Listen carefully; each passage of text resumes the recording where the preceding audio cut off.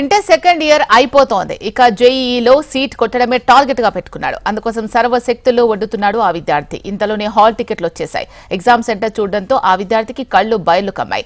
ఒకే రోజులో 3000 కిలోమీటర్లు ప్రయాణించాలి అనేసరికి గుండె గుబేలమంది. విషయం ఏంటంటే భీమవరంలో చదివే విద్యార్థికి జేఈఈ ఎగ్జామ్ సెంటర్ జమ్మూ కాశ్మీర్లోని లద్దాఖ్ లో పడింది. ఇది చూసిన విద్యార్థి లబోదిబోం అంటున్నాడు.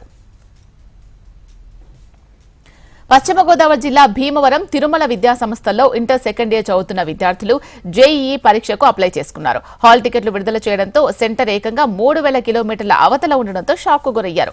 29వ తేదీన తొలి పరీక్ష లద్దాఖ్ లో రాసి 30వ తారీఖున విశాఖపట్నంలో రెండో పరీక్షకు ఏ విధంగా హాజరవుతారని ప్రశ్నిస్తున్నారు.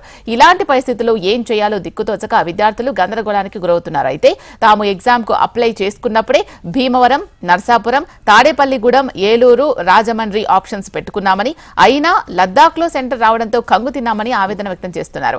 ఎన్టీఏ ఏ విధంగా అంత దూరం పరీక్షా కేంద్రం కేటాయిస్తారని తల్లిదండ్రులు ఆందోళన వ్యక్తం చేస్తున్నారు. తమ పిల్లలు పరీక్షా సెంటర్ లద్దాఖ్ అని తెలిసినప్పటి నుంచి మానసికంగా కుంగిపోతున్నారని తల్లిదండ్రులు ఆవేదన వ్యక్తం చేస్తున్నారు.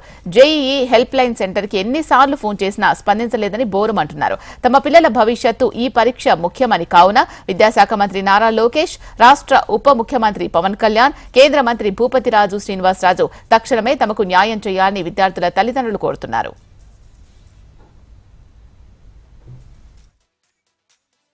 నా పేరు సాయి లోకేష్, తిరుమల కాలేజీలో చదువుకుంటున్నాను. అయితే గత సంవత్సరం నవంబర్ 15 జేఈఈ అప్లై చేశాను. నేను భీమవరం, రాజమండ్రి, తాడేపల్లిగూడెం, ఏలూరుకి అప్లై చేయగల సెంటర్స్ గా అప్లై చేయగా నాకు కార్గిల్ అంటే లడక్ లో పడింది. అంటే దాదాపు ఇక్కడ నుంచి 2900 కిలోమీటర్లు. అంత దూరం వెళ్ళాలంటే నాకు సాధ్యం కాదు. అది ఫ్లైట్ ఎక్కినా మేము వెళ్ళడం కుదరదు. అక్కడ అది దాదాపు పాకిస్తాన్ బోర్డర్. అక్కడికి వెళ్ళి మనం ఎగ్జామ్ రాయడం ప్రాక్టికల్ గా ఇంపాసిబుల్.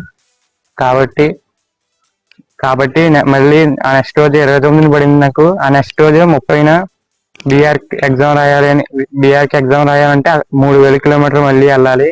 అలా వెళ్ళడానికి ఓన్లీ ఫ్లైట్ ద్వారానే వెళ్ళగలం. అలా వెళ్ళడం ప్రాక్టికల్ గా సాధ్యం కాదు.